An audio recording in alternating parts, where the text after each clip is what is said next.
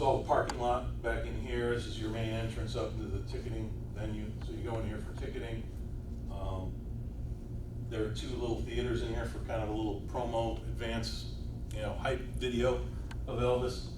And then we load up in buses underneath this porte cochere, and they wind down this road over across the street to the mansion to go visit. We bring them back. They get dropped off at the car museum. Next to that is kind of Elvis's toys, RVs, and stuff like that. We have Elvis was in the Army for about 2.5 years, and we've got an exhibit that takes up half of a bay on his Army time. There is an archival exhibit. We also have an icons exhibit, which is kind of cool. Folks that you would probably more likely know, like maybe Carrie Underwood. You know her? Folks like that who attribute part of their success, part of who they are, to Elvis Presley have contributed artifacts of their own. So those are on display in the icons exhibit. There's probably about 50 to 60 different stars have something in there, from Bruce Springsteen to Carrie Underwood.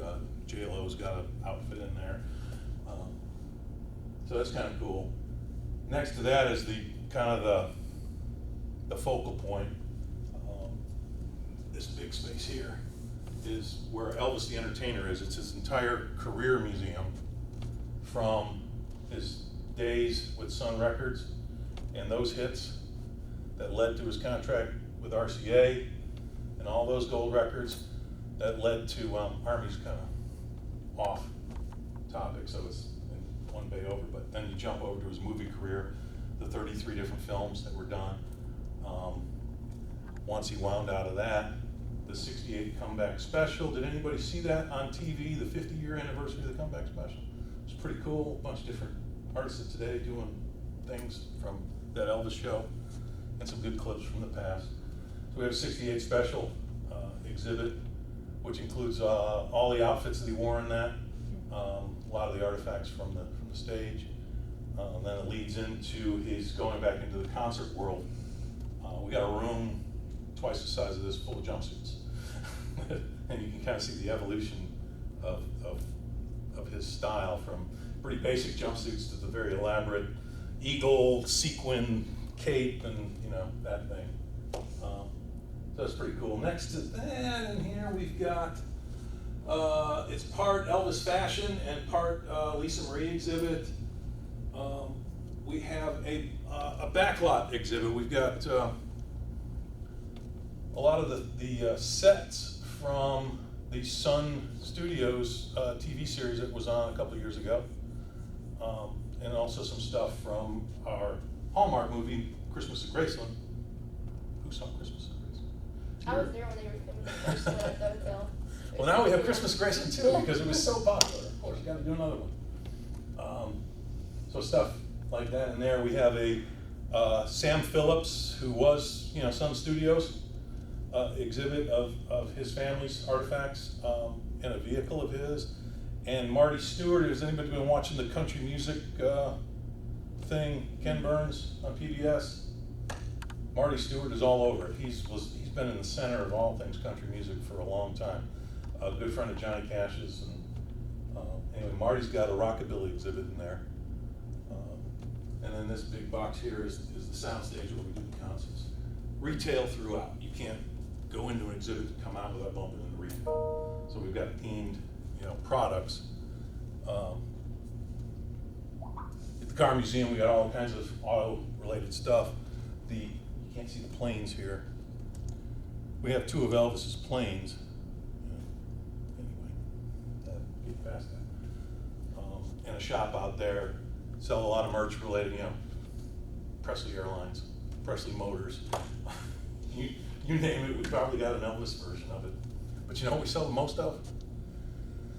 Coffee cups with your name on it. Number 1 item, year in, year out. Crazy. But I guess if you're traveling and you want to grab something quick, it's something you can do. They just now started on this. This was done in 2014, this layout. They just started fixing Elvis Presley Boulevard about 3 months ago. It's been 5 years since this came out. But they're working on it, which is cool. That's all I got in this one. I've got the after shot in here too. Is that it? No, it's this one.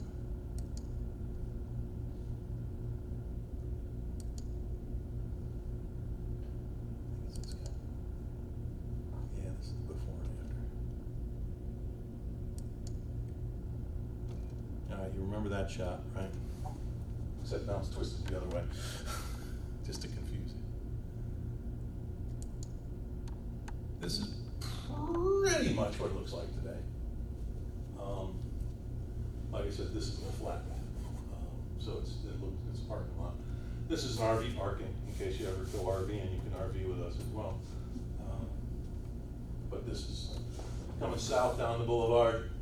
This is that ramp that I was talking about, ticketing, restaurant, retail, car museum, retail, toys, icons, Elvis the Entertainer, retail. There's something you can buy at just about every stop, so we try not to miss any opportunities. This is the old car museum, which we use for archival storage now. So anyway, I've thrown a lot at you in the last 45 minutes. Happy Questions to for Paul? answer questions, talk about my personal experience with Elvis. I have none, yes. Do you feel like the biggest, let me rephrase that. Do you feel like a lot of the reason that you guys were able to build such a large luxury hotel and have such a high occupancy day to day is just kind of the lack of nicer hotels in that area? Because I work for the Courtyard by Marriott that's right near y'all. Yeah. And I see a lot of people who come through who go to Graceland, and I started working for them 2 years ago, and they said that their occupancy for people going to Graceland used to be way higher. But while we're a nice hotel, we're not super, you know, we're not 5-star, not 4-star like y'all. And so they they say that people like having a nicer option that's closer to Graceland. It is the newest and, you know, fanciest kid on the block around the airport area. And, you know, as part of our strategy as well, all but one of the airlines that fly here stay with us every night. The reason we built that, here's the guest house meeting facilities. FedEx, Medtronic, you know, all those folks that are in and around the airport area use us for meetings and conferences, and their meetings equal hotel rooms. So it's all part of the plan. I mean, it's not just an Elvis fan plan. There is a business component, the meeting component, catering, et cetera. All those things come together. We're right next to Medtronics at that. Yeah. But no, Which is probably fine for the kind of day in, day out Yeah. folks, but if you're doing something bigger, you know, we're the best option right there. And then the international aspect of everything, the international airport, having the opportunity for people from other countries to come in through.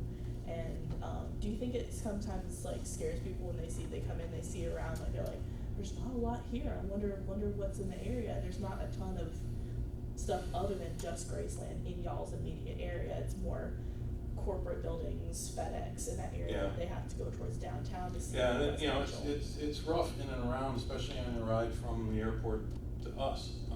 The improvements on the boulevard will help that. But I think what tends to happen is as you get past all these houses and rundown businesses here, is you see this fabulous hotel. And I think you're more wowed by what you see than what you saw before you pulled up to that. So I think they kind of let that slide a little bit. But it certainly is a concern. You know, we spend a lot of money on securities to make sure that everybody's cars are safe, people are safe. You know, it is, good news is, it is the wealthiest African-American, predominantly African-American part of Memphis. So that kind of middle class and upper middle class aspect of it is very helpful to us. Behind, these are all huge suburban style homes back here. and on the other side of these woods. So we're surrounded by good folks, good homes, well kept. We wish, some people would stop, race car driving down the boulevard, but we could use some help with the police there. But generally speaking, we're a very safe campus, but we recognize there are, some troubles out there. I feel safe when I was here. Well, I meant in more the sense of like corporate buildings, there doesn't seem to be a lot other, I know y'all want them to think of almost nothing other than Elvis when you go there, of course. Oh, you're talking about more of The corporate commercial. buildings things, they kinda see like, okay, well, I guess this is just Memphis. Yeah. Like, there's not a ton of, like, tourist development in that area other than Right. Elvis, but Right. that's kinda what you want them to think about, nothing And other that's, than Elvis. the unfortunate part of the white flight of the 70s and forced busing and the abandonment of the neighborhood in pretty fast fashion kind of left. I mean, you can't move Graceland. You may have read something about that, but no, you can't move Graceland. It's going to stay right there. But we're glad that we have great neighbors around us. But no, there's not been a lot of commercial development, other than what, Medtronic or medical device people. Smith nephew. Smith nephew, thank you. That's, really about it. Then you gotta go down this kind of South Haven before you see any more of it. Other questions? Bubba's trying to wrap up.